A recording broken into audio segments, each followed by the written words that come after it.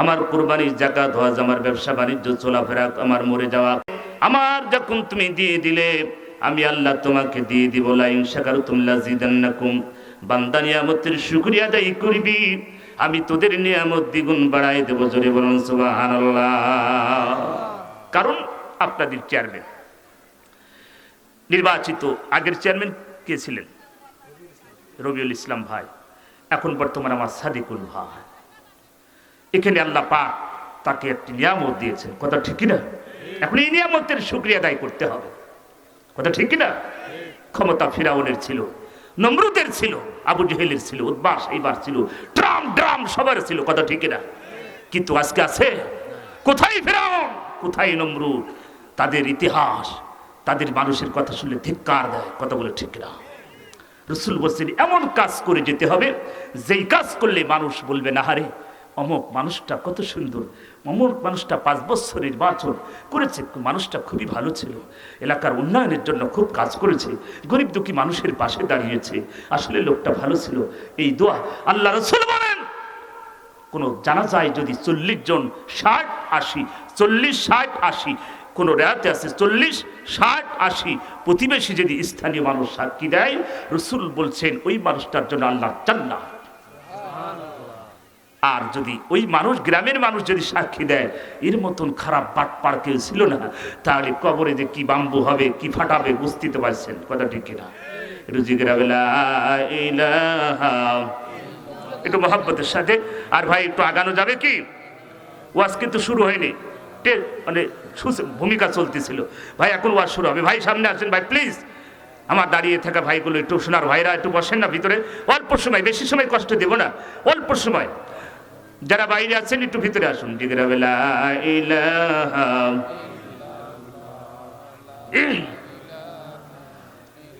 আল্লাহ তোমার এই দুনিয়া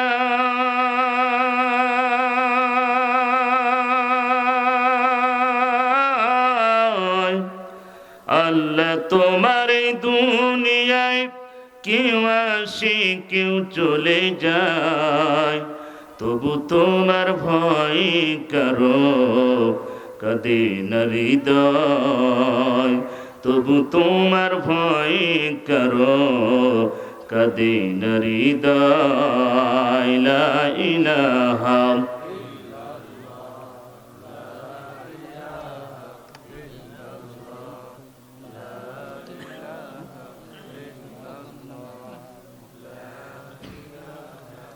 লা ইলাহা। পৃথিবী না জানুক আমি তো জানি, আমি কি পাপ করেছি। কথা ঠিক না? পৃথিবী কেউ নাও জানলে জানবে কে? পৃথিবী না জানুক আমি তো জানি, আমি কি পাপ করেছি। আমার পাপের করলে বিচার, আমার পাপের করলে বিচার, বাসার আমার নাই উপায়, দয়াময় তুমি মাফ করো আমায়,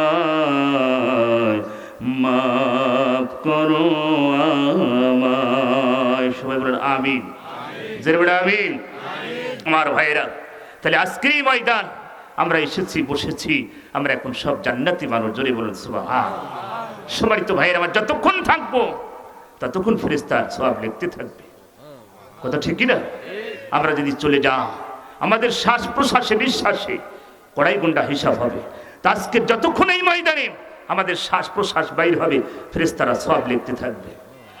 ভাইরা আমার, পৃথিবীর ভিতরে শ্রেষ্ঠ কনসার্ট, পৃথিবীর ভিতরে শ্রেষ্ঠ ময়দান, পৃথিবীর ভিতরে শ্রেষ্ঠ জনসভা, পৃথিবীর ভিতরে শ্রেষ্ঠ আলোচনা কোরআনের মাহফিল। জোরে বলেন, কথা ঠিক কিনা? পৃথিবীতে যত আলোচনাই হোক কোরআনের চেয়ে বেশি দামি হতে পারে না।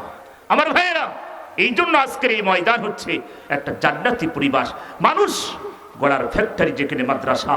আজকে আমার একটা কথা আপনাদেরকে বলি, চেয়ারম্যান সাহেব আছেন, আমার ভাইয়ের নাম খুব সুন্দর, সাদিকুল ইসলাম, কত সুন্দর নাম। আমি আপনাদেরকে একটা কথা বলে যাই, এই মাদ্রাসায় যতগুলো ছাত্র আছে, যতগুলো পাগড়ি নিয়েছে ছেলেরা 8 জন, এই 8 জনের গায়ের ভিতর থেকে সিরিজ দিয়ে রক্ত বের করে নেন। একজনের গায়ের ভিতর থেকে ইয়াবাস, ট্যাবলেট, গাঁজা, ফেন্সিডিল, মদ, বিড়ি, সিগারেট পাওয়া যাবে? কথা বলেন, যাবে না। এরা হচ্ছে জাতির শ্রেষ্ঠ সন্তান, ওয়ারাসাতুল আম্বিয়া, নায়েবে রাসূল। জোরে বলেন কথা ঠিক না? আর এরকম যদি জেনারেল আপনি 8 জন সন্তানের ভিতর থেকে আপনি দেখেন, আপনি তাদের ভিতর বিড়ি, সিগারেট, স্টার, গোল্ডিপ, নেভি, কি না কিটা।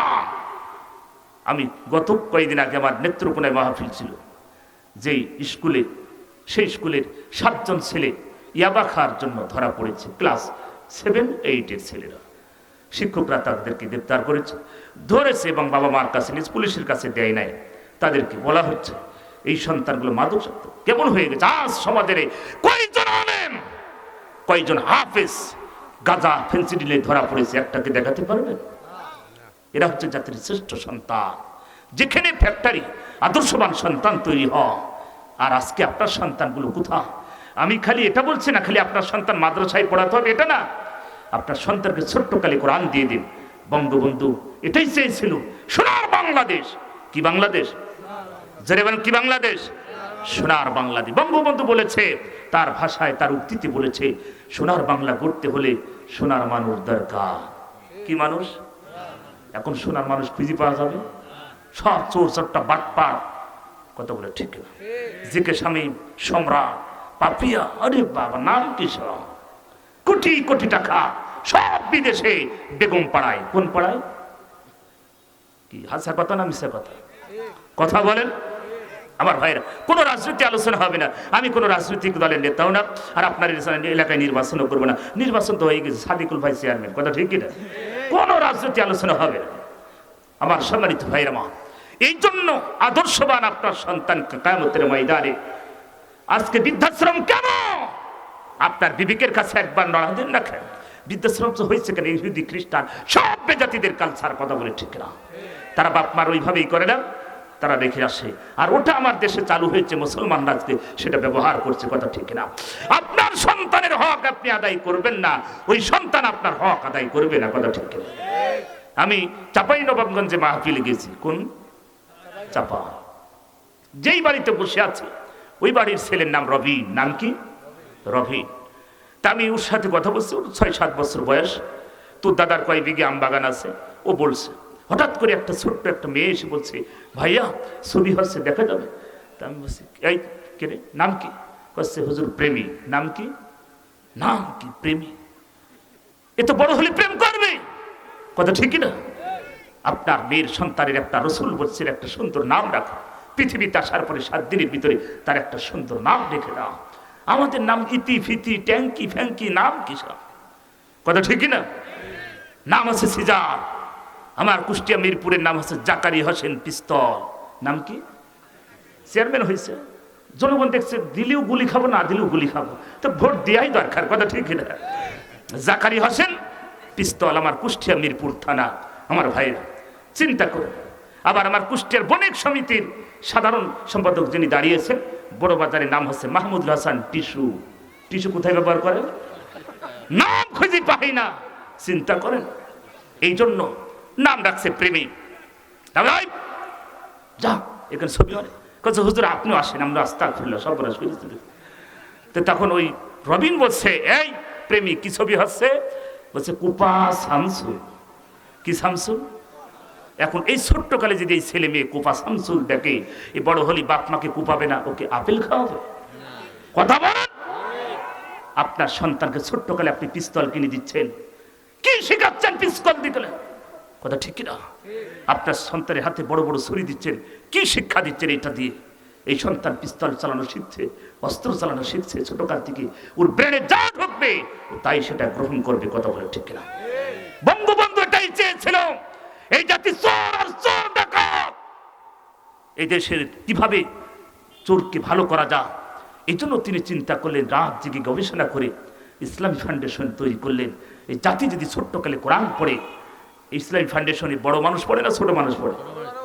এই জাতি যদি ছোট্টকালে কোরআন পেয়ে যা, এই জাতি হলে বড় হলে চোর হবে না, ডাকাত হবে না, সন্ত্রাস হবে না, শেষ পর্যন্ত আমার কম্বল ঠিকই পাবো। কথা ঠিক না? ভাইরা আমার, এই জন্য আজকে সোনার বাংলাদেশ গড়তে হবে। আমার সম্মানিত ভাইয়েরা আমার, সোনার বাংলা যদি করতে হয় আল্লাহর কোরআন ছাড়া সম্ভব না। কথা বলে ঠিক না? আমার ভাইয়েরা, এই জন্য আমি আপনাদেরকে বলে যাই, আল্লাহ রাব্বুল আলামিন বলে, হাবিব, এই পৃথিবীতে আমি বান্দাকে সৃষ্টি করলাম, আমার বান্দাগুলোকে একমাত্র আমি রহমত বরকত সব দিয়ে ভরপুর করে দিয়েছি। একমাত্র তারা যদি আমার গুণগান গায় আর আমার প্রশংসা যদি করে, আমি আল্লাহ তাদের জন্য ফালাহুম আজরুহুম ইনদা রাব্বিহিম, আমার পক্ষ থেকে তাদের জন্য পুরস্কার চলে যাবে। জোরে বলুন সুবহানাল্লাহ। আল্লাহ রাব্বুল আলামিন বলে, হে নবী, এই পৃথিবীতে আমি পৃথিবীতে সময় বেঁধে দিয়েছি। আল্লাহ রাব্বুল আলামিন সূরা আরাফের ভিতরে বললেন, ওয়ালিকুল্লি উম্মাতিন আজাল, প্রত্যেকটি জাতির জন্য আল্লাহ পাক একটা নির্দিষ্ট সময় বেঁধে দিয়েছেন। বান্দারে, কোথায় ক্ষমতার বড়াই করবি, কোথায় ক্ষমতা দেখাবি রে বান্দা? ওয়ালিকুল্লি উম্মাতিন আজাল, প্রত্যেকটি জাতির জন্য একটা নির্দিষ্ট সময় আমার আল্লাহ বেঁধে দিয়েছেন। কোথায় ক্ষমতা, কোথায় কি? আজ যারা আল্লাহর কোরআনের সাথে যারা বেয়াদবি করেছে, আমার আল্লাহ তাদেরকে দুনিয়া থেকে লাঞ্ছিত। আল্লাহর নবী বলেন, দুনিয়াতে যারা যারা দুইটা জিনিস, দুইটা গজব আমার আল্লাহ ডাইরেক্ট দেখায়। কয়টা গজব? জোরে বলেন কয়টা? নবী বলেন, দুইটা গজব দুনিয়াতে ডাইরেক্ট আমার আল্লাহ দেয়। সেই দুইটা গজব, একটা হচ্ছে বান্দার হক নষ্ট যারা করবে, বান্দার সাথে যারা জুলুম করবে, মানুষের সাথে যারা খারাপ অত্যাচার জুলুম করবে, আমার আল্লাহ এই মানুষটার দুনিয়া থেকে কিছু শাস্তি আমার আল্লাহ দেখায় দেবে। আর যারা পিতামাতার সাথে খারাপ ব্যবহার করবে, যেই সন্তানগুলো, আমার আল্লাহ দুনিয়া থেকে ওই সন্তানের গজব দিবে। কথা বলেন ঠিক কিনা? আমার জানাই, আমার থানাতে ডাক্তার সাহেব মাকে ধাক্কা দিয়েছিল দ্বিতীয় তলা থেকে, সিঁড়ি থেকে, স্ত্রীর কথা মতন। ভাইয়ের আমার, এটা এখন পর্যন্ত যদি প্রমাণ নিতে চান আমার সাথে যাবেন আলমডাঙ্গাতে। ভাইয়ের আমার, ডাক্তারের নাম বলবো না, যদি মনে হয় দেখবেন, দূর থেকে দেখাবো। মাকে ধাক্কা দিয়েছিল, মা হাত তুলে দোয়া করা লাগে নাই। আমার ভাইয়ের আল্লাহ বলেন, ইম্মা ইয়াবলুগান্না ইনদাকাল কিবারা আহাদুহুমা আও কিলাহুমা ফালা তাকুল লাহুমা উফফিন ওয়ালা তানহারহুমা ওয়া কুল লাহুমা কাওলান কারীমা। আল্লাহ বলে, ধমক দিয়ে কথা বলবি না, ও শব্দ যেন তোর মা পায় না। রাগ করে চোখ রাঙিয়ে কথা বলবি না, কারণ আমি আল্লাহ এমনভাবে তোদেরকে সৃষ্টি করেছি, ওই মায়ের পেট থেকে টান দিয়ে বের করে এনেছি। তোর মায়ের সন্তান থেকে যখন এই পৃথিবীতে এনেছি রে আল্লাহ, তুই তো জানিস নাই, দেখিস নাই। মার পেট থেকে যখন এই পৃথিবীতে এনেছি, তখন তোর মা রক্তে রঞ্জিত হয়েছিল। নাড়ি কাটা সেই মার প্রতি কষ্ট দিবি, আমি আল্লাহ আমার আর সইবে না। আমার ভাই, আল্লাহর পরে পিতামাতার সম্পর্কে ঘোষণা দিয়েছেন কে? ডাক্তার। তৃতীয় তলায় ওঠার ক্ষমতা হয় নাই, দ্বিতীয় তলায় মাকে ধাক্কা দিয়েছিল, মা উঠোন ঘরে পড়ে গেল। তিনি ডাক্তার, নিচের যারা নার্স আছে, যার কর্মচারী আছে, তারা ধরে নিয়ে তাকে বিদায় করে দিল। ডাক্তার সাহেব তৃতীয় তলায়, আর ওঠার ক্ষমতা হয় নাই।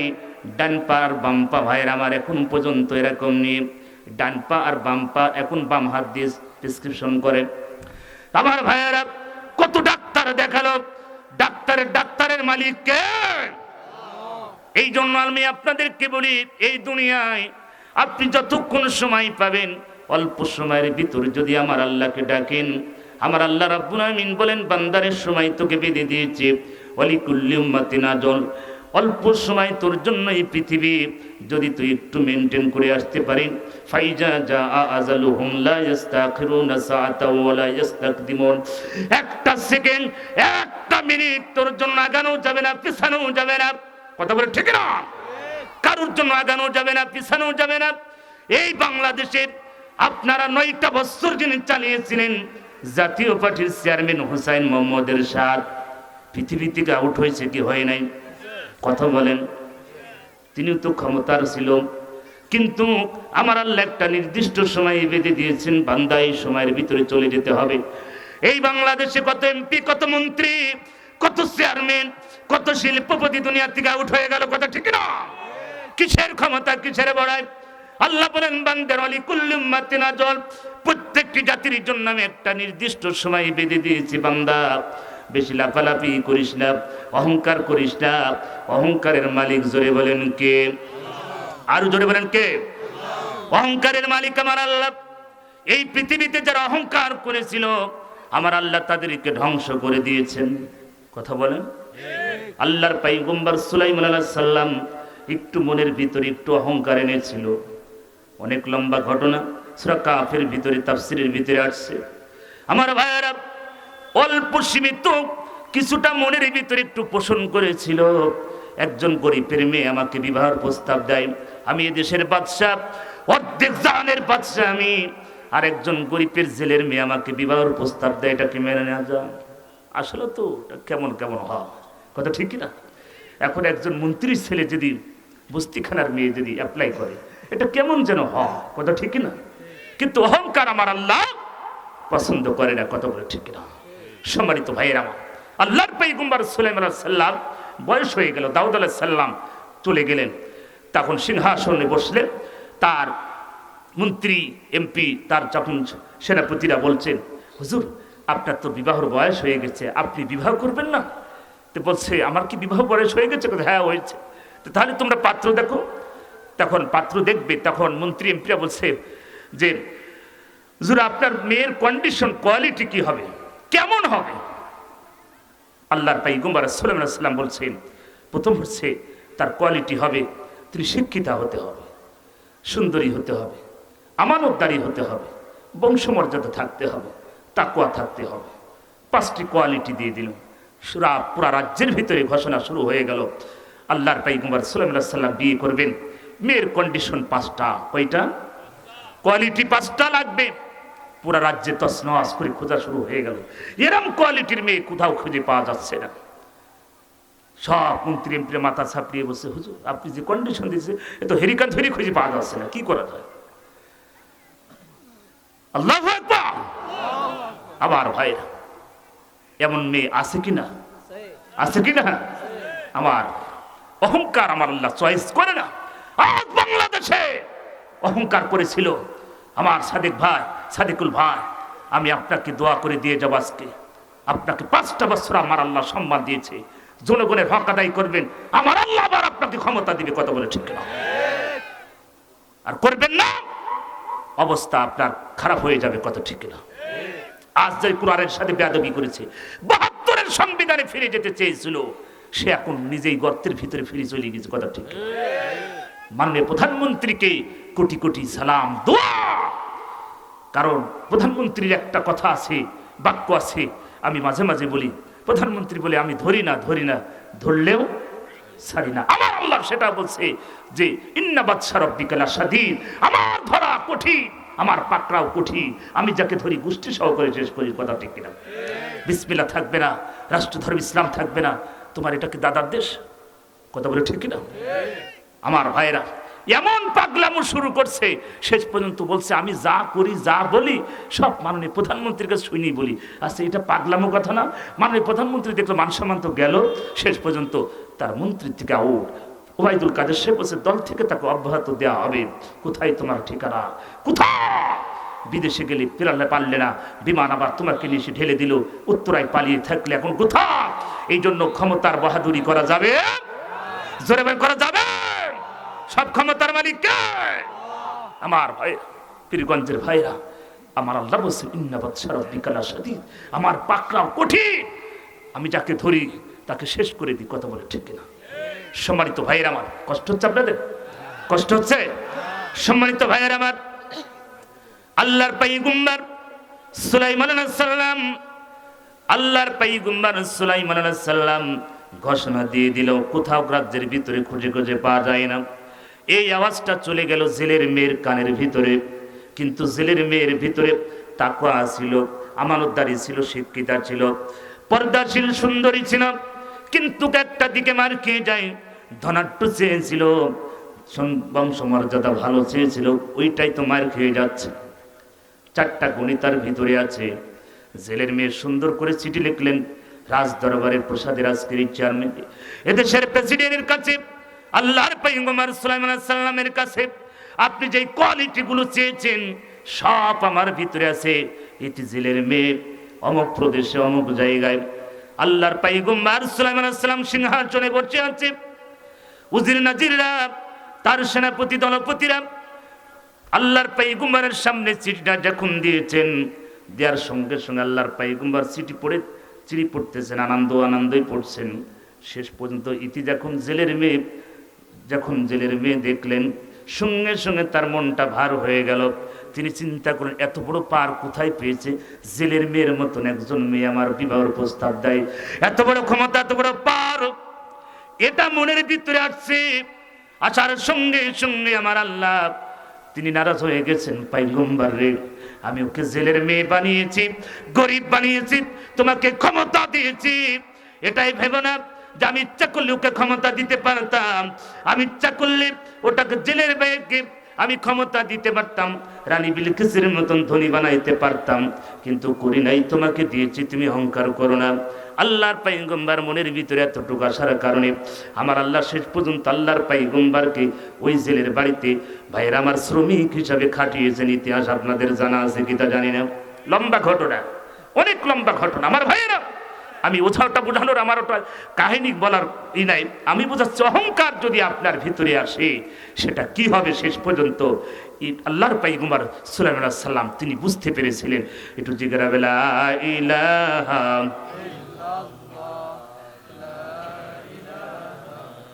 জোরে লা ইলাহা ইল্লাল্লাহু মুহাম্মাদুর রাসূলুল্লাহ সাল্লাল্লাহু আলাইহি ওয়াসাল্লাম। আমার কষ্ট হচ্ছে ভাই, কষ্ট হচ্ছে আপনাদের আমার ভাইয়েরা। আল্লাহর পয়গম্বর সুলাইমান আলাইহিস সালাম রাজ দরবারে তিনি বসে আছেন। তিনি হঠাৎ করে তিনি তার সঙ্গী, তার সফর সঙ্গী, তার পিস আমার ভাইয়েরা, তিনি জিনদের ভিতরে একটা জিনকে সুলাইমান আলাইহিস সালাম তার সফর সঙ্গী, তার পিস হিসাবে দায়িত্ব দিয়েছিলেন। আসিফ নামক নাম, তার নাম আসিফ। হঠাৎ করে আল্লাহর পয়গম্বরের একটু পেটের ভিতরে কেমন শুরু হলো, তিনি বলছেন আমি বাথরুমে যাব, কিন্তু আল্লাহর পয়গম্বর তার আংটি দিয়ে গোটা রাজ্যে তিনি চলাফেরা করেন। রাজ্যে তার আংটির ভিতরে সব কেরামত। আংটি দিয়েছেন কে? জেনে বলেন কে? এই আংটির ভিতরে তার সব কেরামতি আল্লাহর পয়গম্বর সুলাইমান আলাইহিস সালাম। এখন বাথরুমে যেতে হলে আংটি খুলে রাখতে হয়। আল্লাহর পয়গম্বর সুলাইমান আলাইহিস সালাম তার আসিফের কাছে, তার পিসের কাছে সব দিয়ে তিনি বাথরুমে ঢুকেছেন। এই সুযোগে এক জিন ওই রাজদরবারে আল্লাহর পয়গম্বরের মতন সুরত ধরে তিনি প্রবেশ করেছেন। প্রবেশ করার সঙ্গে সঙ্গে এখন আসিফ দাঁড়িয়ে আছে তার সিংহাসনের পাশে। আসিফকে বলছে আংটি দিয়ে দাও। আসিফ চিন্তা করছে, আমার রাষ্ট্রপতি, প্রধানমন্ত্রী, উনি বাথরুমে গেলে তো একটু সময় লাগে, কিন্তু গেল আর আসলো বুঝতে পারলাম না। উত্তর বোঝার দরকার নাই, কথা ঠিক না? সব করছে কে? ওই জিন শয়তান। তিনি এসে একের আল্লাহর পয়গম্বর সাল্লাল্লাহু আলাইহি ওয়াসাল্লামের রূপ ধারণ করে তিনি বলছেন দাও, আংটিটা দাও। হাতের ভিতরে পরাই নিল, রাজ দরবারে বসে গেলেন এবং সঙ্গে সঙ্গে ঘোষণা হলো যে এই রাজ্যের ভিতরে আমার মতন একজন সুরতালা সুলাইমান বলে দাবি করবে, হ্যাঁ, রাজ্যের প্রধানমন্ত্রী দাবি করবে, আমার মতনই দেখতে, তাকে যেখানে পাবা সেখানে পিটাবা, বসাবা। কথা বুঝতে পারছে? ঘোষণা দিয়েছে কে? জিন শয়তান, জিন্নাত শয়তান ঘোষণা দিয়ে দিচ্ছে। এখন সবাই তো দেখছে সুলাইমান আলাইহিস সালাম সিংহাসনে বসে আছে, কথা ঠিক কিনা? এখন উনি যখন ঘোষণা দিয়েছে জামার মতন স্রোত, আমার মতনই দেখতে হুবহুব, এই জামানার ভিতরে নকল পয়গম্বরের আবির্ভাব ঘটেছে, প্রেসিডেন্টের আবির্ভাব, তোমরা যেখানে পাবা সেখানে পিটাবা। রাজ দরবারে ঘোষণা হয়ে গেল, সবাই ছুরি। এখন উনি সেই বাথরুম থেকে বেরিয়ে এসে দেখছে সিংহাসন দখল, তার শুরুতে একজন। সবাই ওই তো দেখো সেই নকল সুলাইমান। জিন্নাত, জিন শয়তান বলছে ওই তো নকল সুলাইমান। যেই বলছে আর দর্শক যে হায় রে, পিটানো। মার খেলেন কে? আল্লাহর পয়গম্বর সুলাইমান আলাইহিস সালাম। ওমা কারুল্লাহ আল্লাহু খায়রুল মাকিরিন। আল্লাহ বলছে পৃথিবীতে সবচেয়ে কৌশল কে? উত্তম কৌশলকারী কে? পৃথিবীতে তুমি যত রকম কৌশল করো, কোনো কৌশলে খাওয়া হবে না আমার ভাইরা। আল্লাহর কৌশলের কাছে পৃথিবীর সব কৌশল পানি নষ্ট, কথা বলে ঠিক না? তখন মার শুরু হয়ে গেল। আল্লাহর পয়গম্বর এত মার খেয়ে রক্তাক্ত হয়ে শেষ পর্যন্ত তাকে নদীর ধারে ফেলে দিয়ে আসে। আল্লাহর পয়গম্বর সুলাইমান আলাইহিস সালাম জ্ঞানহারা অবস্থায় নদীর পাড়ে পড়ে আছে। জেলে সারাদিন মাছ ধরে ধরে যখন বাড়ির দিকে রওনা দিবেন, হঠাৎ করে দেখছে সুন্দর একটা স্মার্ট একটা যুবক রক্তে রঞ্জিত হয়ে পড়ে আছে। পাশে গেলেন, পাশে যাওয়ার পরে দেখলেন এমন একটি যুবক, আমার ভাইরা এমন একটি যুবক পড়ে আছে। তার কাছে গেলেন, পানি দিলেন, বেহুশ, জ্ঞান ফেরালেন। জ্ঞান ফেরানোর পরে বলছে, বাবারে তুমি এই নদীর পাড়ে, তোমাকে কে মেরেছে এত রক্ত রঞ্জিত? তিনি চিন্তা করলেন, আমি যদি আল্লাহর পয়গম্বর সুলাইমান আলাইহিস সালাম বলি আর এই দেশের প্রেসিডেন্টের কথা যদি আবার পরিচয় দিই, এই জেলেও তো আমাকে মারবে, কারণ প্রধানমন্ত্রী জেলে নদীর পাড়ে মায়ের খাই বড়ি থাকে, এরকম কথা ঠিক না? চিন্তা করছে আমি যদি পরিচয় দিই তাহলে তো আবার ধোনা হবে, আবার মার হবে, কারণ গোপন রাখছে।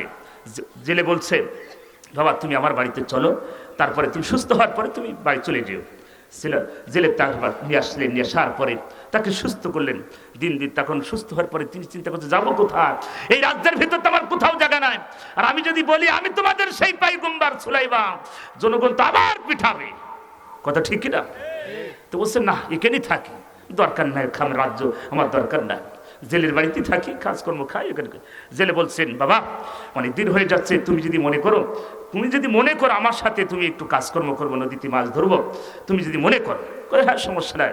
এইভাবে মাছ ধরতে ধরতে প্রথম দিন আল্লাহর পয়গম্বর সুলাইমান আলাইহিস সালাম যখন জেলের সাথে মাছ ধরতে গেছে, তিনি প্রথম দিনে তাফসীরের ভিতরে আসছে, প্রথম দিনে তার অনেক মাছ হয়েছে। জেলে চিন্তা করছে, কিরে প্রতিদিন মাছ পাই অল্প, আজকে এত কারণ কি? এই ছেলেটা আসার কারণে কি? তার ভিতরে একটু গবেষণা শুরু হয়ে গেল। এইভাবে প্রতিদিন মাছ বেশি পাই। হঠাৎ করে জেলে তার স্ত্রী দুইজন পরামর্শ করলে, আমাদের তো একটা মেয়ে, সুন্দরী মেয়ে, তাকওয়াবান মেয়ে আছে, এই যুবকটা যদি বিয়ে করতে চাই, যুবকের সাথে বিয়ে দেওয়া যায়, কারণ যুবকটা আমানতদারি, যুবকটা সুন্দর, তাকওয়াবান, এই যুবকের সাথে আমার মেয়ের বিবাহ দেব। আল্লাহর পয়গম্বর সুলাইমান আলাইহিস সালাম নদীর দিকে যায় আর বলে, আপনার সাথে একটা কথা বলবো, আমার বাড়িতে কয়জন আছে সংক্ষিপ্ত বলে। জেলে বলছেন, আমার বাড়িতে কয়জন আপনি কি জানেন? জেলে ওই সুলাইমান আলাইহিস সালাম বলছে, কই আপনারা তো খালি দুইজনই আমি জানি। কছে আমার যার একটা মেয়ে আছে, তুমি কি জানো? কই না। কই জানো না, কারণ কি? কছে আপনার তো মেয়ে কোনো আওয়াজই পাই নাই, কোন মেয়েদের কোনো একটা কাপড় চোপড় তো দেখিনি, আর আমার দেশের মেয়েরা কাপড় চোপড় ছাদের নারীদের দেখায়, কুদ্দুস দেয়, আমার পোশাকটা কেমন? কথা বলে ঠিকই না? কোন নারীর যদি কোনো পোশাক, রাসূল বলছেন, কোন নারী, বেগুনা নারীর পোশাক যদি কোনো বেগুনা পুরুষ দেখে ফেলে, ওই পোশাকটা পুড়িয়ে ফেলো। বাদশা হারুন তার স্ত্রীর কাপড় সব পুড়িয়ে ফেললেন। চিন্তা করলে যে, বাদশা আপনি আমার কাপড় চোপড় পালন করলে, আমি যখন আসতেছিলাম আমার রাস্তার পাশ দিয়ে দেখলাম, আমার ছাদের দিকে নজর, ওই সময় দেখলাম তোমার একটা কাপড় উপরে, এই জন্য ওই কাপড়টা পুড়িয়ে ফেলেছি, কারণ ওই লোকটার গবেষণা হতে পারে। কথা বলে ঠিক কিনা? আমার দেশের ফ্যাশন। আল্লাহর নবী বলেন, আদ-দুনিয়া কুল্লুহা মাতাউন ওয়া খায়রু মাতা'আদ দুনিয়া আল মারআতু সালিহা।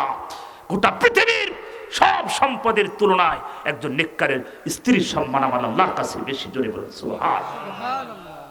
আর আমার দেশের স্ত্রীরা কি সব ফ্যাশন, বিউটি পার্লারে যাই, ভুরু মুরু টাইনি, একে সামনা ঠেনে হনুমানের মতন কিনে আসি, একে শ্যাম্পু, অল ক্লিয়ার শ্যাম্পু মেরে রাস্তা দিয়ে যায়, মানুষকে দেখায়, পীরগঞ্জের যুবকরা দেখ আমি একটা জিনিস, আর যুবকরাও দেখে আর তাকিয়ে থাকে। কথা ঠিক না?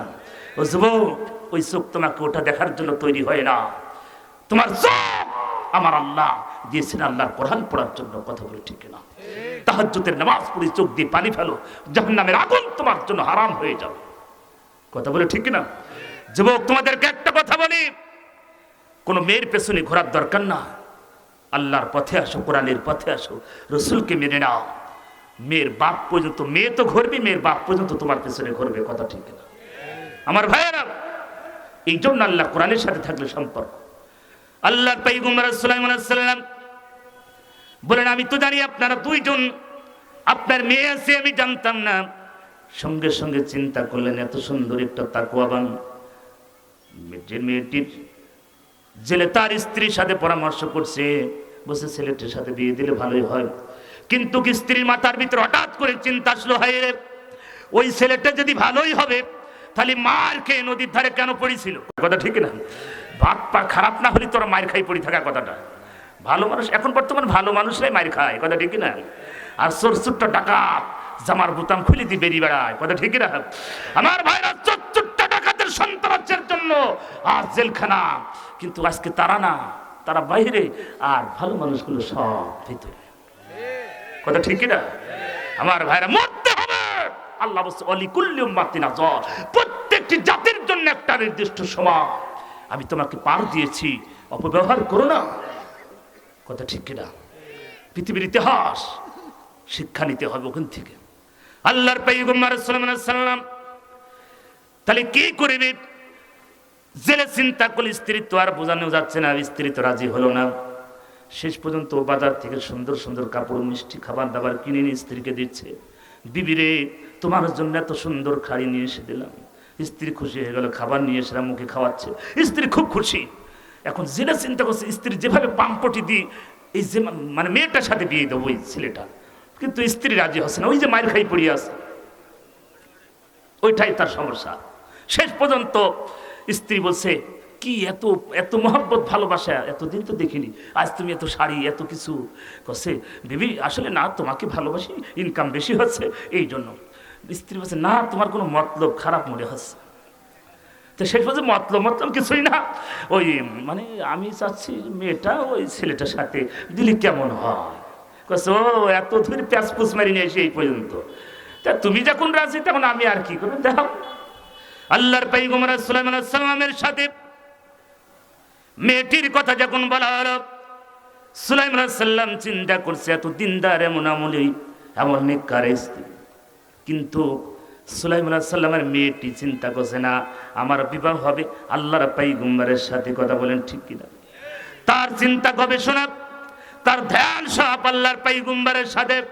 মেয়েটি বলছে এই জীবনে যদি বিয়ে করি আল্লাহর পয়গম্বরকে আমি বিয়ে করব, পৃথিবীর অন্য কোন ছেলের সাথে আমি বিবাহ করব না।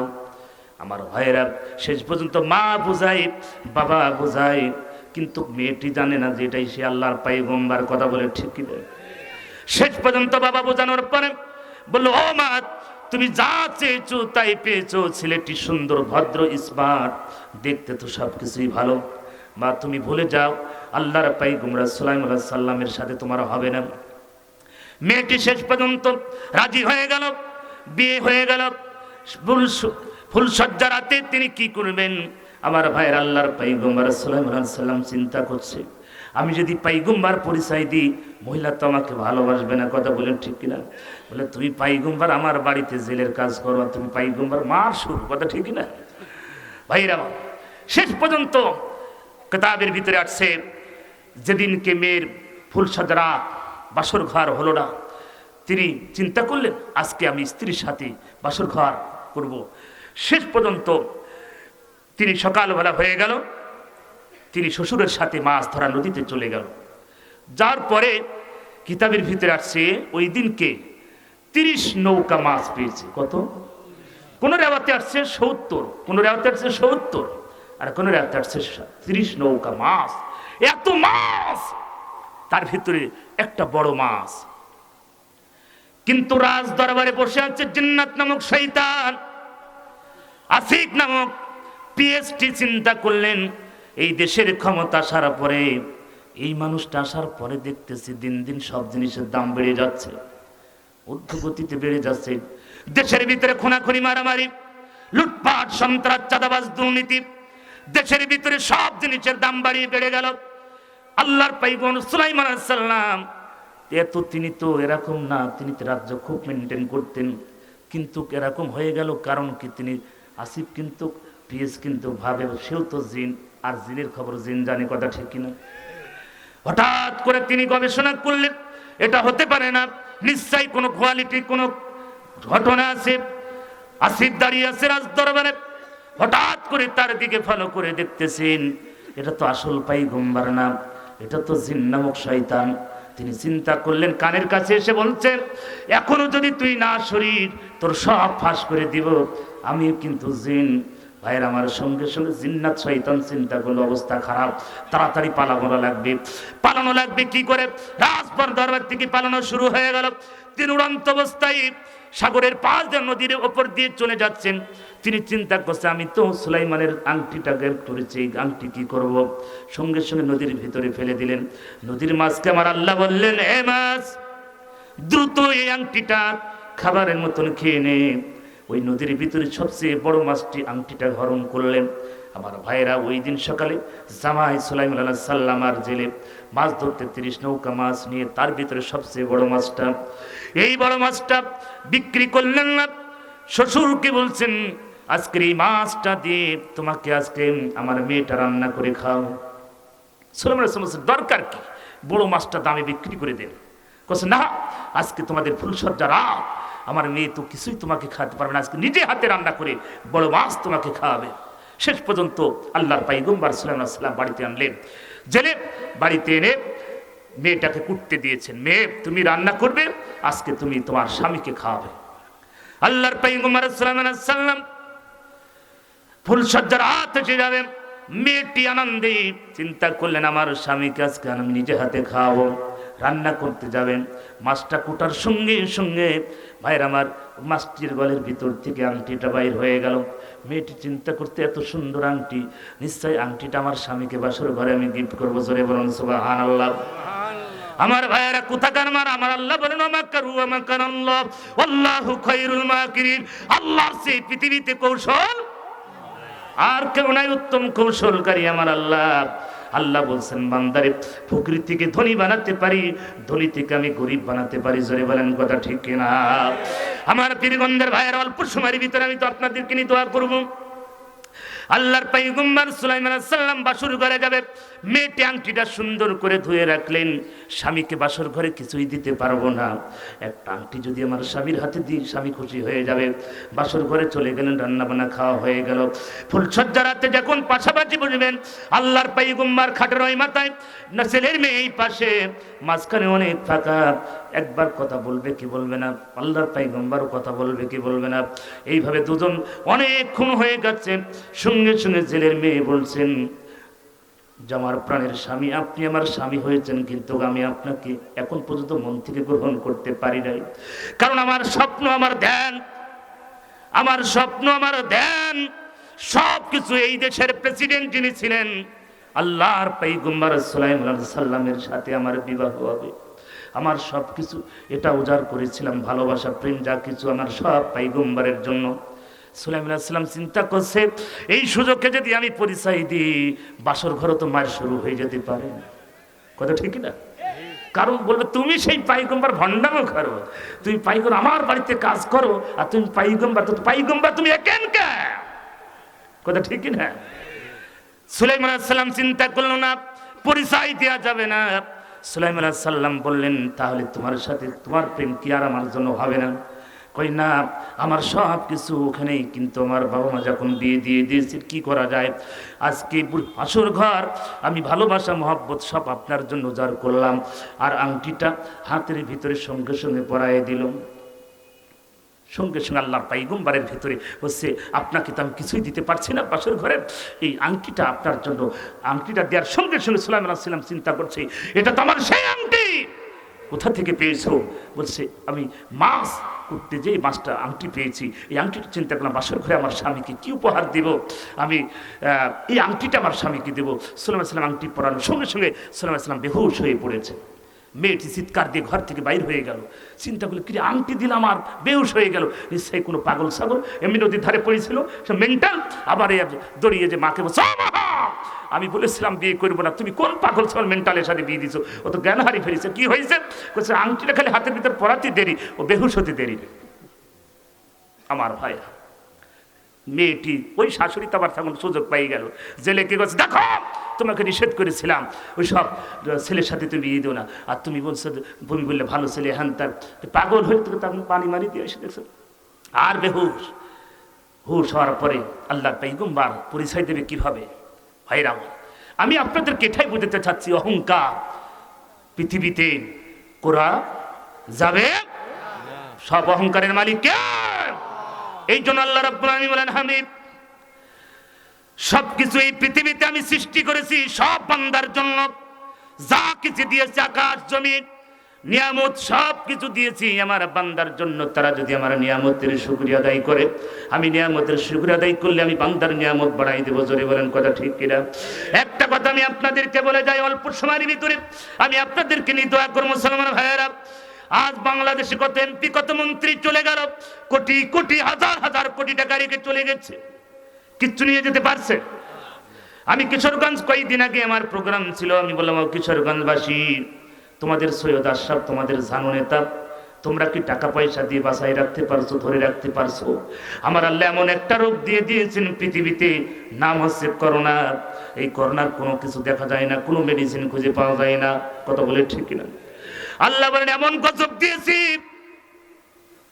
এই পৃথিবীতে, জহরাল ফাসাদু ফিল বাররি ওয়াল বাহরি বিমা কাসাবাত আইদিন নাস।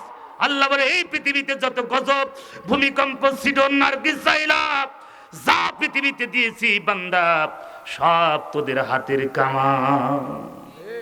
কথা ঠিক কি না? অকাম করবে না, আমার আল্লাহ আপেল খাবে হয় না।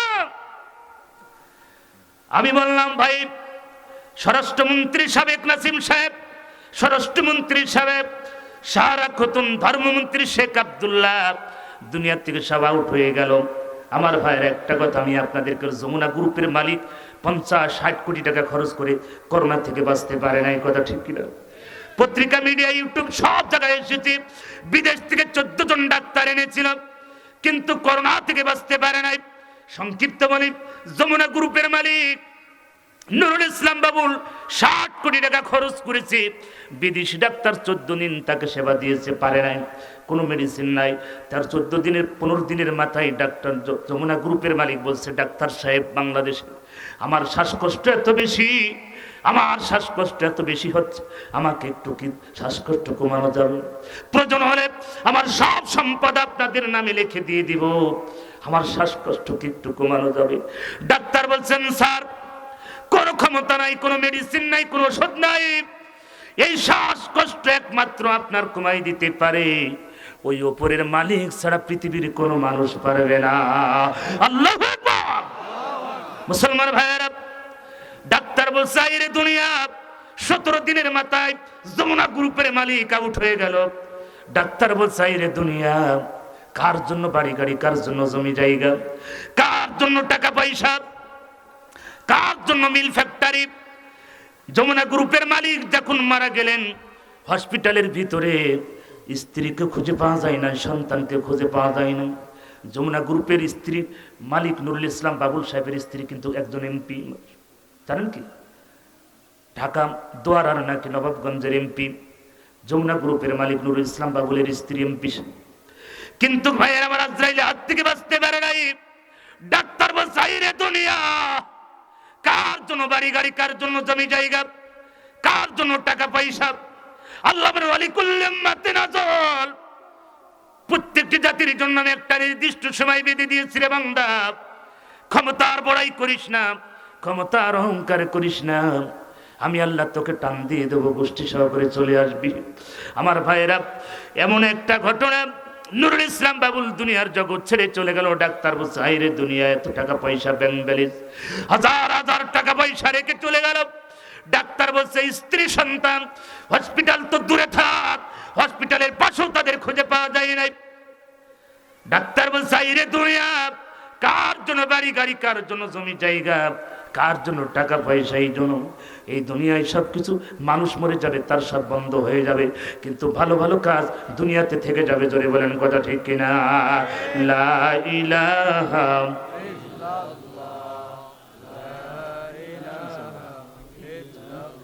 জোরে লা ইলাহা।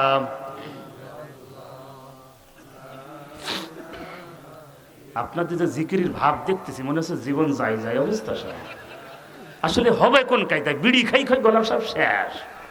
বিড়ি খা পার্টি কয়জন আছেন একটু হাত তুলে দেখান তো। আলহামদুলিল্লাহ, খুশি হয়ে গেলাম।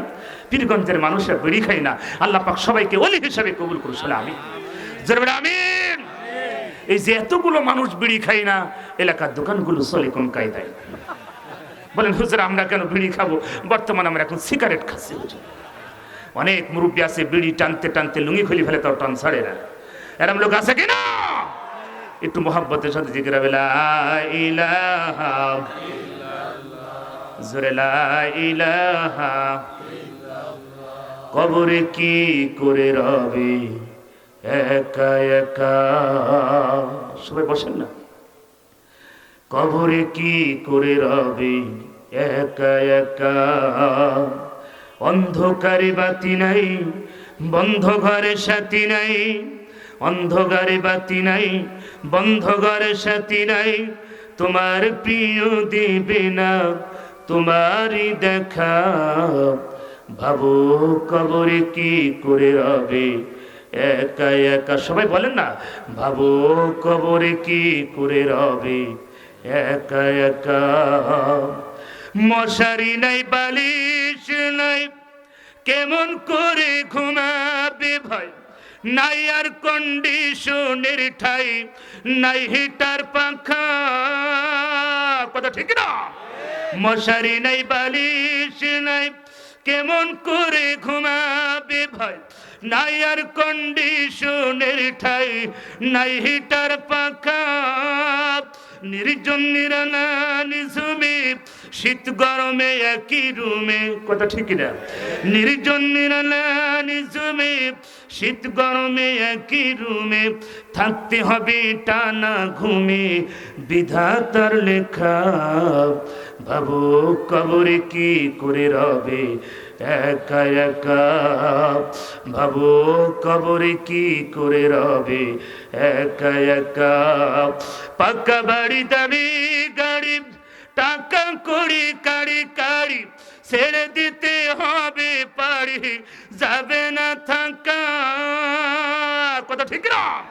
পাকা বাড়ি দামি গাড়ি, টাকা কড়ি কাড়ি কাড়ি, ছেড়ে দিতে হবে পারি, যাবে না থাকা।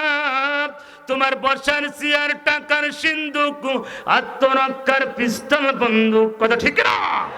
তোমার বসার চেয়ার টাকার সিন্ধুক, আত্মরক্ষার পিস্তল বন্দুক, পড়ে রবি বিশাল মূল্য প্রিয় এলাকায়। ভাবো কবরে কি করে রবে একা একা, অন্ধকারে বাতি নাই, বন্ধ ঘরে সাথী নাই, তোমার প্রিয় দেবে না তোমারই দেখা। ভাবো কবরে কি করে রবে একা একা। এক মুহূর্তে যে সন্তানের না দেখলে ঝড় ওঠে প্রাণে, তাদের চেয়ে গোরস্থানে থাকবে যে একা, কথা ঠিক না? এক মুহূর্তে যে সন্তানের না দেখলে ঝড় ওঠে প্রাণে, তাদের ছেড়ে গোরস্থানে থাকবে যে একা। তারা বছরে দু একবার পাশে যাবে জিয়ারতের আসে, কথা ঠিক না? ছেলে ঢাকায় থাকে, ঈদুল ফিতরে সে বাবার কবরের পাশে একদিন দোয়া করে চলে গেল, কথা ঠিক না? তারা বছরে দু একবার পাশে যাবে জিয়ারতের আসে, কোটি বছর সবুজ ঘাসে থাকবে যে ঢাকা। ভাবো কবরে কি করে রবে একা একা, অন্ধকারে বাতি নাই, বন্ধ ঘরে সাথী নাই, তোমার প্রিয় দেবে না তোমারই দেখা। ভাবো কবরে কি করে রবে একা একা। লা ইলাহা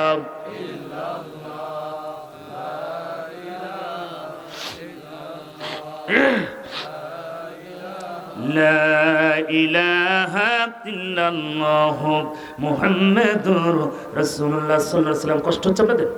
এখনই মুনাজাত করব, কষ্ট হবে? আমার ভাইয়েরা, আমার আল্লাহ রাব্বুল আলামিন এই পৃথিবীতে আমাকে আপনাকে পৃথিবীতে পাঠিয়েছেন তার ইবাদতের জন্য। আল্লাহ বলেন, বান্দা, প্রত্যেকটি জাতির জন্য আমি একটা নির্দিষ্ট সময় বেঁধে দিয়েছি বান্দা, এবং একটা সেকেন্ড কারোর জন্য আগানো যাবে না, বাড়ানো যাবে না। আমি আপনাদেরকে বলি, ও মুসলমান ভাইয়েরা, আল্লাহ নবী জাহান্নাম জান্নাত ভ্রমণ করেছেন। জাহান্নামের ভিতরে মানুষের সংখ্যা নারী, পুরুষের সংখ্যা নারীর সংখ্যা বেশি।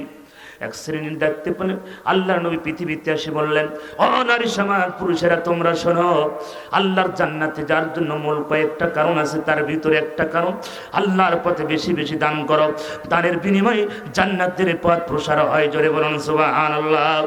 বাবা চলে গেছে, মা চলে গেছে, আমার বাজান কেউ উঠবেন না মুনাজাত না করে, বাবা চলে গেছে, মা চলে গেছে অন্ধকার গহীন কবরে। ওই বাবার জন্য কি একটু দোয়া করা যাবে না? ওই মায়ের জন্য কি একটু দোয়া করা যাবে না? দাদির জন্য কি দোয়া করা যাবে না? দাদার জন্য দোয়া করা যাবে না? মুসলমান ভাইয়েরা, ও পীরগঞ্জের ভাইয়েরা, একটা কথা আমি আপনাদেরকে বলে যাই, বাবা নাই মা নাই, অন্ধকার গহীন কবরে চলে গেছে। এমন কোন সন্তান আছেন হুজুর কোরআন শরীফ কয় পারা? জোরে বলেন কয় পারা? আল্লাহর কোরআন 30 পারা। আমি 30 জন ব্যক্তিকে এখানে দেখতে চাই। আমি মুসাফির মানুষ, গুনাহগার হতে পারি রে বানা। আগামী 9 তারিখে আবার আপনাদের মাঝে আসবো, আল্লামা তারেক মনোয়ার হাজীপাড়ায় আসবো, ইনশাল্লাহ দেখা হবে, সেদিন আলোচনা হবে। আমলই দেখবি, রূপসেহারা দেখবে না। আমল আছে জান্নাত আছে, আমল নাই জান্নাত নাই। কথা বলে ঠিক না? আল্লাহ পাক আমাদের সবাইকে সঠিক জ্ঞান বুঝদান করুক। আল্লাহ যেন আমাদেরকে আমল নিয়ে কবর যেতে পারি সেই তৌফিক দান করুক। আজকের অতিথিবৃন্দর জন্য আমি দোয়া করব। আর আপনাদের হাতে তুলে দিয়ে গেলাম মাদ্রাসা, এই মাদ্রাসার দিকে নেক দৃষ্টি দেবেন। সম্পদ যা আছে, ফসলাদি যা হয়, অনেক কিছু দান সদকা মাদ্রাসায় করবেন। এখানে অনেক এতিম আছে, এতিমরা খাবে, পড়বে, দোয়া করবে। আরে ভাই, মরে গেলে সব পড়ে থাকবে, কিচ্ছু সঙ্গে যাবে না। সদকাতুল জারিয়া, যেটা আপনার এই সদকা হিসাবে, এইটা আপনার কবরে চালু থেকে যাবে। মানুষ মরার পরে তো সব আমলের দরজা বন্ধ হয়ে যায়, কিন্তু কিছু চালু থাকে। আজকের মাহফিলে যারা টাকা দিয়েছেন, যারা মাদ্রাসা চালাচ্ছেন, মসজিদ চালাচ্ছেন, এগুলোই ভালো ভালো কাজ, কালভার্ট, ব্রিজ, এগুলো উন্নয়নমূলক, সমাজ উন্নয়নমূলক কাজ করছেন। এই কাজগুলোই আপনার কবরে চলে যাবে। আল্লাহ পাক আমাদের সবাইকে সেই বুঝদান করুক, আমিন। কথাবার্তা যা বলেছি যদি কষ্ট পেয়ে থাকেন ক্ষমার দৃষ্টিতে দেখেন। এই মাদ্রাসার সভাপতি, সেক্রেটারি, ক্যাশিয়ার কমিটি বিন্দু যারা আছে, শিক্ষকগুলো আমাকে অত্যন্ত ভালোবাসে।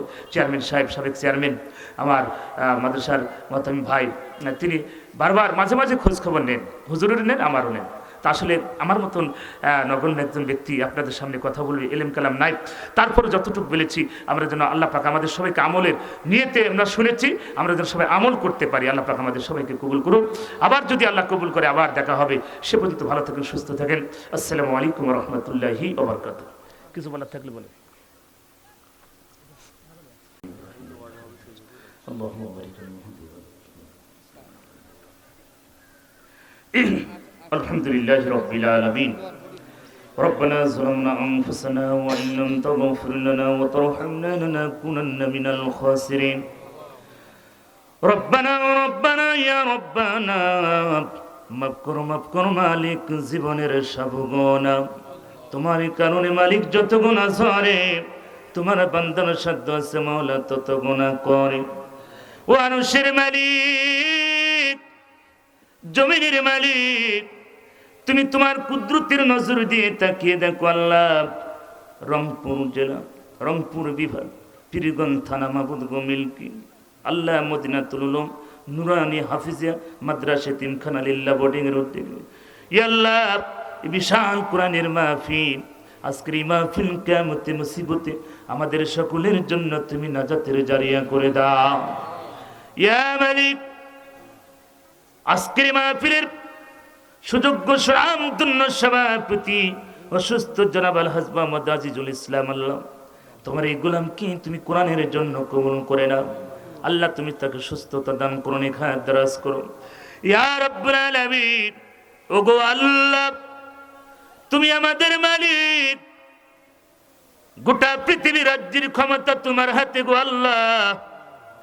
তার ভিতরে আমরা গুনাহগার, তোমার দরবারে হাত বাড়িয়েছি গো আল্লাহ। আজকের মাহফিলের প্রধান অতিথি জনাব আলহাজ নূর মোহাম্মদ মন্ডল, আল্লাহ তোমার এই বান্দা সুস্থ, আল্লাহ তুমি তাকে সুস্থতা দান করো। আল্লাহ কোরআনের সঠিক জ্ঞান বুঝ তাকে তুমি দিয়ে দিও ইয়া রাব্বুল আলামিন। অতিথিবৃন্দ অনেক আছে আল্লাহ,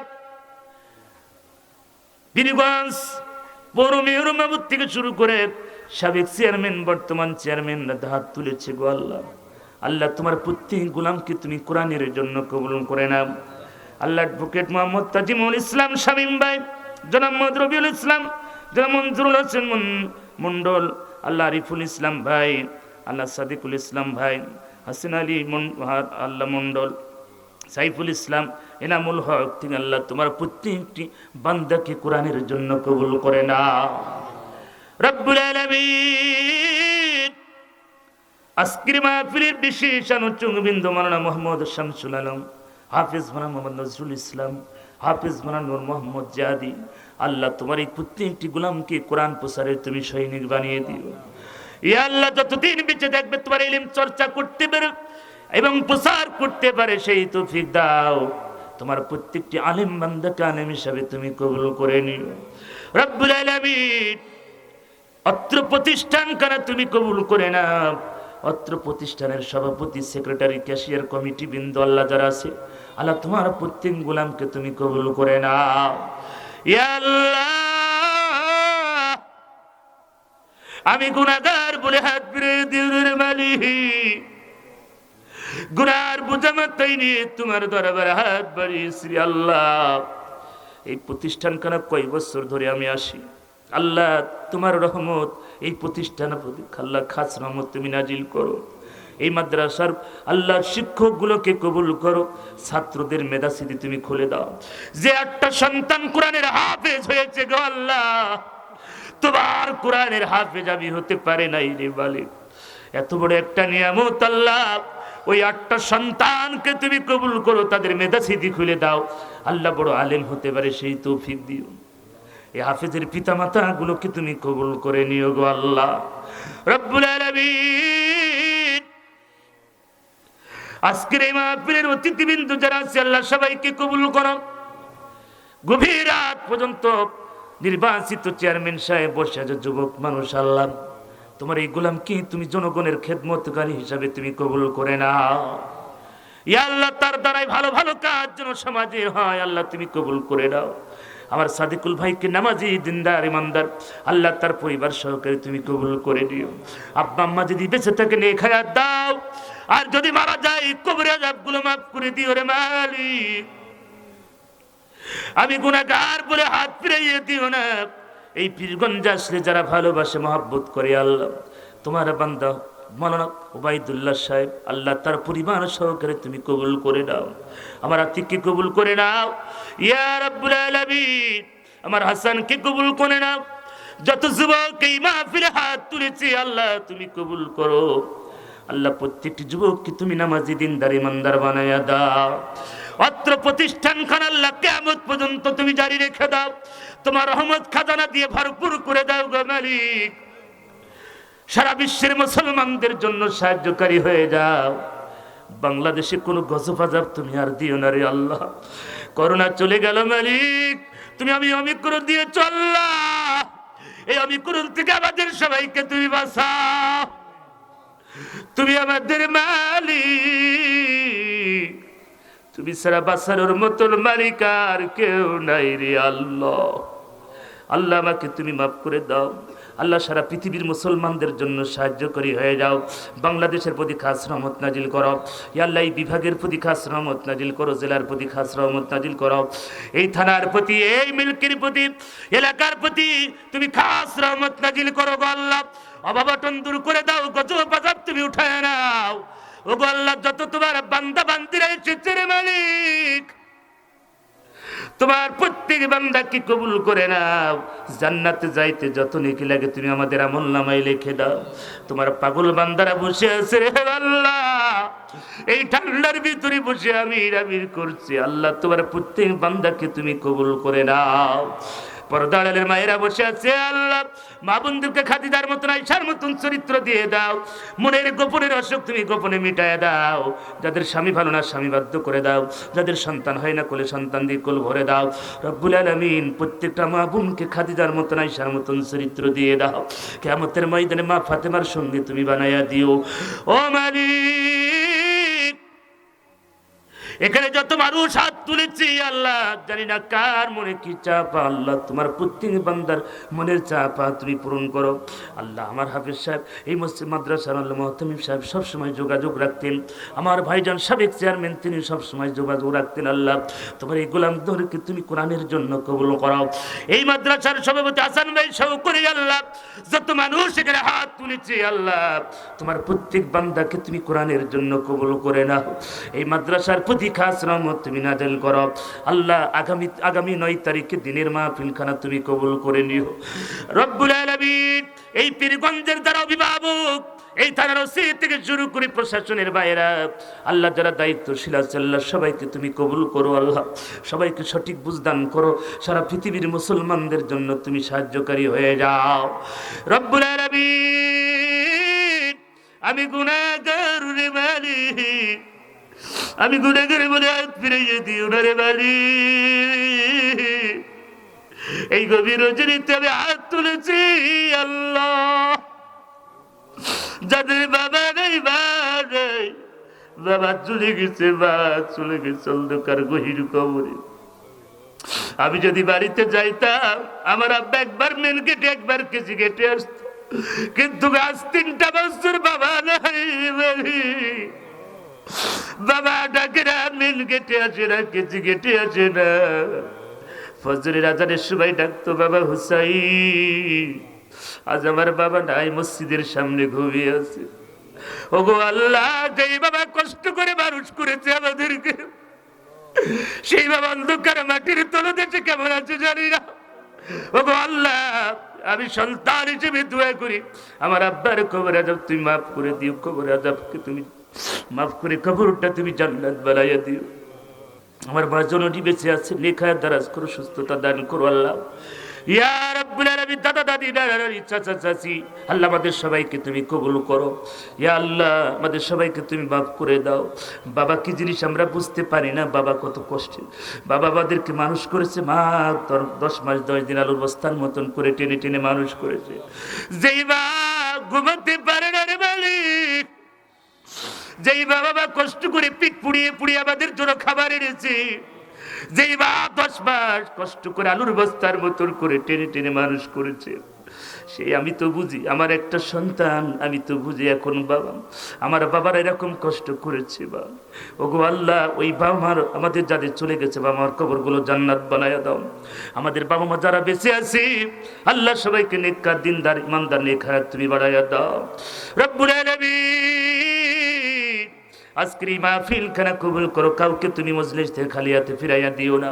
এই মজলিস বাজারে যতগুলো দোকানপাট ব্যবসা বাণিজ্য করে সবার ভিতরে বরকত দিয়ে দাও রব্বুল আলামিন। এলাকার প্রতি খাস রহমত তুমি নাজিল করো, গজব আযাব উঠায় নাও ওরে মালিক। আগামীতে এই মাহফিল বিশাল আকার হবে, তুমি কবুল করে নিও রব্বুল আলামিন। এখানে ছোট ছোট মাসুম বাচ্চারা হাত তুলেছে, সবাইকে কবুল করো আল্লাহ। গভীর রজনীতে আমরা গুনাহগার হাত বাড়িয়েছি, তুমি ছাড়া আমাদের আপনার কেউ নাই। মঞ্চে যত মানুষ বসে আছে সবাইকে কবুল করো, জান্নাতি মেহমান হিসাবে কবুল করো আল্লাহ। তুমি ছাড়া আমাদের আপনার কেউ নাই রে আল্লাহ। আমরা সবাই একবার জবান ছেড়ে বলি আল্লাহ।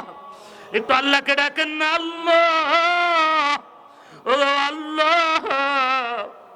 তোমার বান্দার তোমাকে ডাকে মালিক, এত মধুর ডাক তোমাকে দিয়েছে গো আল্লাহ। তুমি আমাদের সবাইকে মাফ করে দাও আল্লাহ।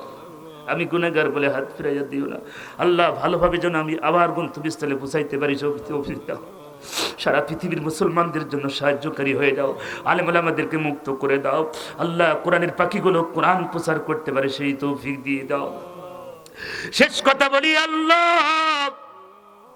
খাঁটি মুসলমান না বানাইয়া কবরে আমাদের কাউকে তুমি ডাক দিও না আল্লাহ। আমার ড্রাইভার ভাই থেকে শুরু করে যত যুবক এখানে হাত তুলেছে সবাইকে কবুল করো।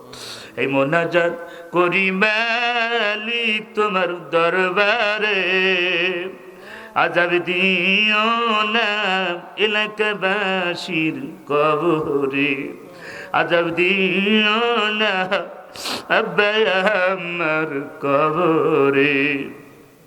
করবা বাড়ি করবা ঘর ও আল্লাহ করবা কি, যখনই চলিয়া যাইবে প্রাণ পাখি। রব্বুল আলামিন মৃত্যু যদি দাও, ওগো আল্লাহ জাইরা বাজের পার্টিতে মৃত্যু দিও, মৃত্যু যদি দাও সেজদার ভিতরে দিও গো আল্লাহ, কোরআন তেলাওয়াতে দিও, তাহাজ্জুদের নামাজে দিও আল্লাহ, তাসবিহ তাহলিলে দিও, জিকির আজগারে দিও গো আল্লাহ। মৃত্যু যদি দাও আল্লাহ, মসজিদের এই পালকি যেদিন বাড়ি পাঠাইবা, আজরাইল যেদিন বাড়ি পাঠাইয়া দিবা, সেই দিন আমাদের সবার মুখে কালেমা জড়িয়ে রেখে দিও, লা ইলাহা ইল্লাল্লাহু মুহাম্মাদুর রাসূলুল্লাহ সাল্লাল্লাহু আলাইহি ওয়াসাল্লাম। দোয়া চাই সবার কাছে।